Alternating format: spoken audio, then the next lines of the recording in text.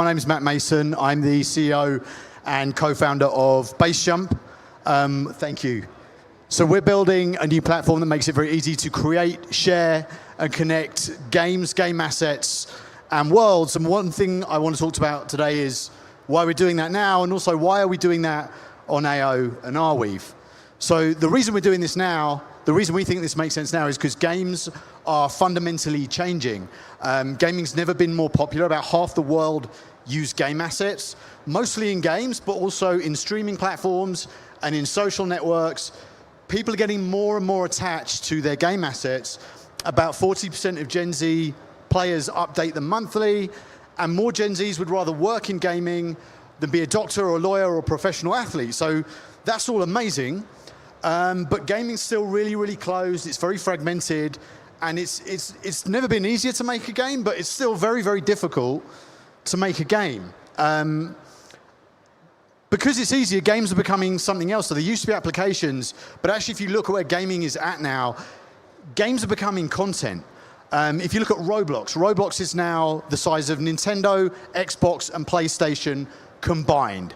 And the only thing happening on Roblox is kids making games on Roblox themselves. Same thing on Minecraft. If you look at Fortnite, 19 of the top 20 developers are single devs pulling all-nighters and making maps that people play, and then they go away the next day. So gaming's getting more ephemeral, and this idea of owning your assets is becoming more important to people.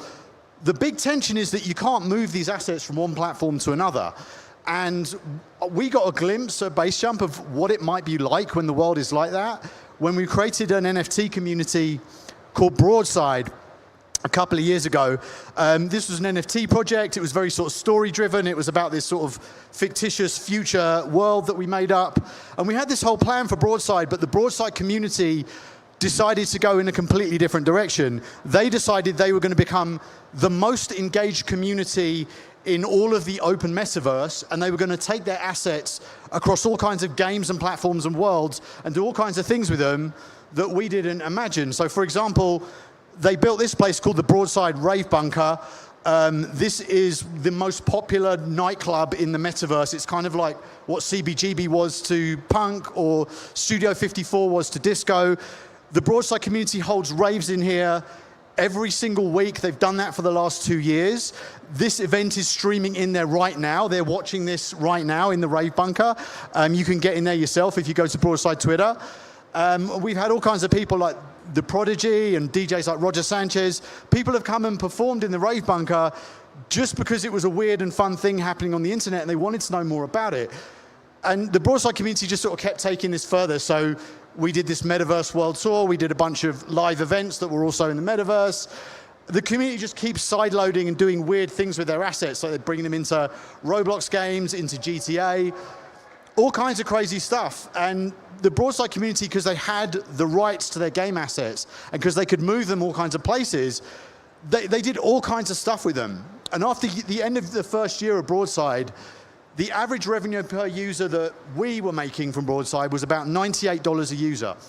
So to put that in context, the ARPU on Roblox is about $15 and the ARPU on Fortnite is about $7. And NFT communities are different. Oh, that number doesn't include the mint price of $75 that they initially paid for the 7,000 Broadside characters.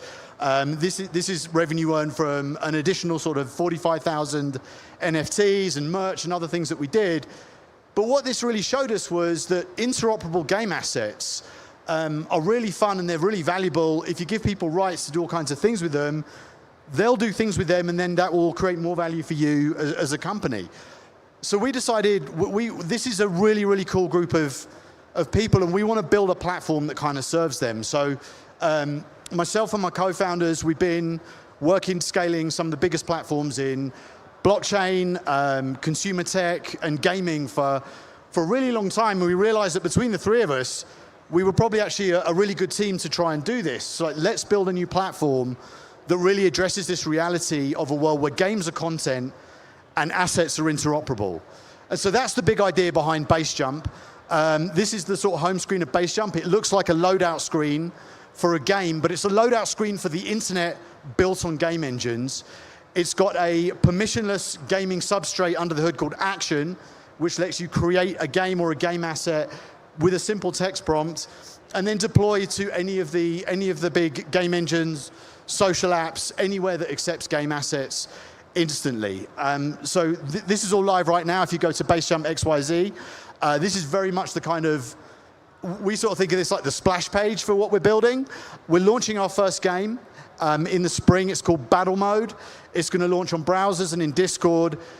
It kind of plays like Super Smash Brothers or Street Fighter 2, except you can load in with different armor or weapons or objects. So it's like Street Fighter 2 meets rock, paper, scissors is how we're thinking about it. The reason that we're building a game is because all of the metaverses that have scaled, Roblox, Fortnite, GTA, Minecraft, have really, really, really amazing core game loops.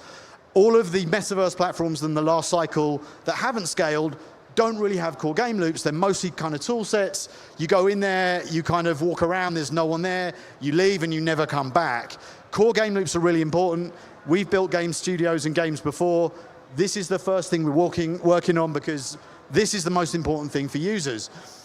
So the way that this will work, here's a screenshot from the battle mode game. So you can take in your avatar, load it up with a weapon, battle somebody else, do this straight from Discord or in your browser. The level that you're seeing here and all of the levels here are powered by Action. They're all procedurally generated. And once we've got the game out, the next phase will be putting the Action app into the hands of users so that you can procedurally generate these levels yourself, and you can start making your own levels for this first core game loop that we're building. These are some early tests that we've done using the Action platform. And like straight away, we just playing with it ourselves, we started making stupid things like, we wanted to do a level that was about Pepe, so it sort of came out like a lily pond. Or this one down here is kind of a sort of green screen terminal. But very quickly, we started to realize that if it's really easy to make a game, if it's as easy to make a game as it is to make a post on Instagram, then games are going to become memes. Like this is another thing that we made where it really felt like this is a playable level that is just sort of a meme. Some of these things you might make and share with your friends, and then they'll disappear, or maybe it's a really good game and you want to monetize it for a really long time, so you store it and you publish it on Arweave. And that's where the stack comes in. Like none of this was possible before AO and Arweave. Action is this layer of scalable gaming infrastructure that we're building. AO makes it possible to instantly create these levels, and Arweave lets you store them permanently. So, you know, once we got in touch with Tate, the team at Community Labs, and we met Sam and everybody at Ford Research, we kind of realized that everything else was legacy tech.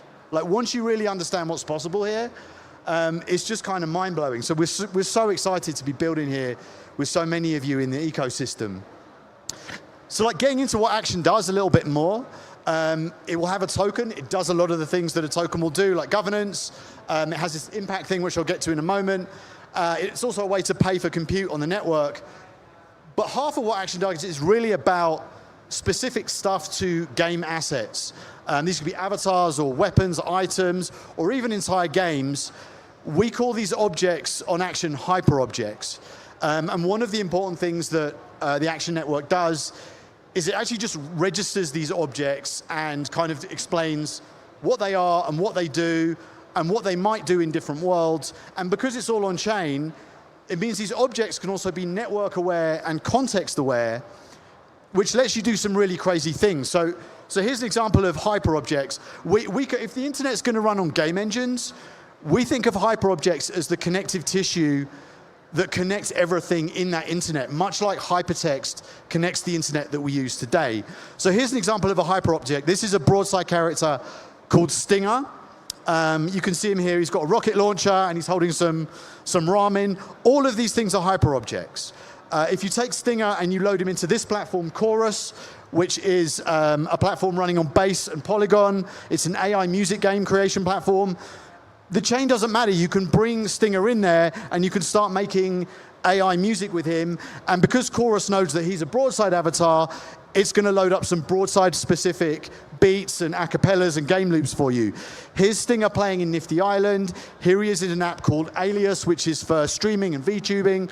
So you can start to do some really crazy stuff. And this rocket launcher that Stinger is holding, if you take that rocket launcher into Nifty Island, it knows it's in Nifty Island.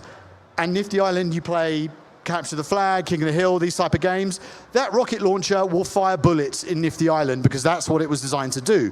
If you take that same rocket launcher into the Broadside Rave Bunker, it will fire glow sticks because it knows it's in the Rave Bunker. And I think that's what, with gaming, gamers don't like blockchain because all they've been shown is the casino. We need to start showing people the magic of blockchain. Why does this make gaming more fun? And we think hyperobjects is a really interesting way to do that. So hyperobjects make things more fun, but they also can help you explain some of the more sort of complex ideas behind crypto. We're releasing a collection of new action figure hyperobjects that will also run as nodes that will operate to secure the network. We've got 7,000 OG Broadside action figures. They will be the first ones that run as nodes, securing the network. We've got 100,000 others ready to go. I think Ethereum's got about 6,000 validators on it right now.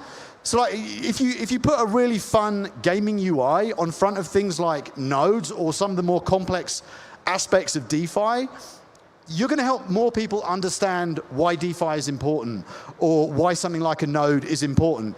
If you show a gamer a platform where the platform isn't front and center, but their character is front and center, their assets are front and center, their data, and they're intuitively understanding that they own all that stuff and they can take it with them wherever they go, I can't think of a better way to explain decentralization to someone without having to say a single word. I think this is how all of blockchain is going to scale. I really believe that gaming is the magic bullet, and we're really trying to take a crack at that with what we're doing here. So yeah, and there's some other things we're thinking about. So we think this is also a really interesting way to solve complex problems that currently governments and corporations are failing at. So we wanted to sort of bring in this whole element of impact into what we're doing with Action. We partnered with the Rainforest Foundation US, and for our first launch of the Action token on the PermaWeb Index, we're aiming to protect a specific 4 million acre area of rainforest in Peru, where every single Action token, whether it's a hyperobject or simply a token, will be connected to a specific area of rainforest. And this is the map of the actual area.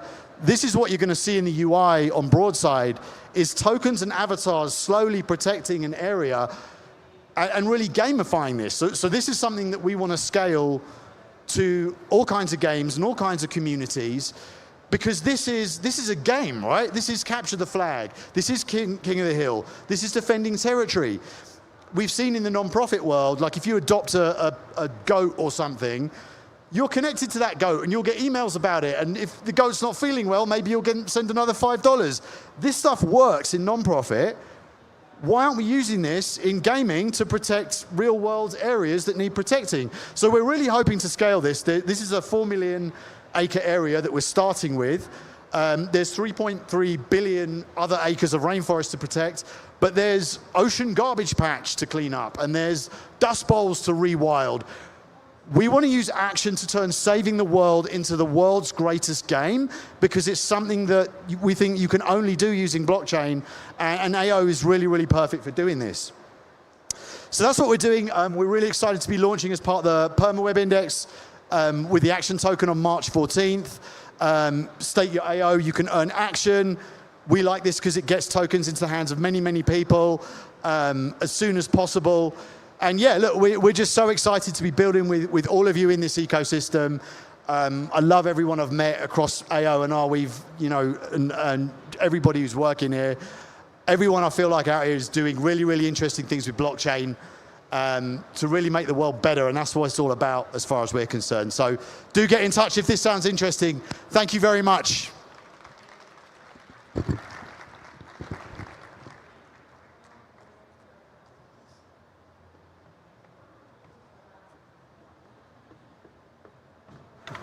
Thank you so much, Matt. Appreciate you. Our next guest is from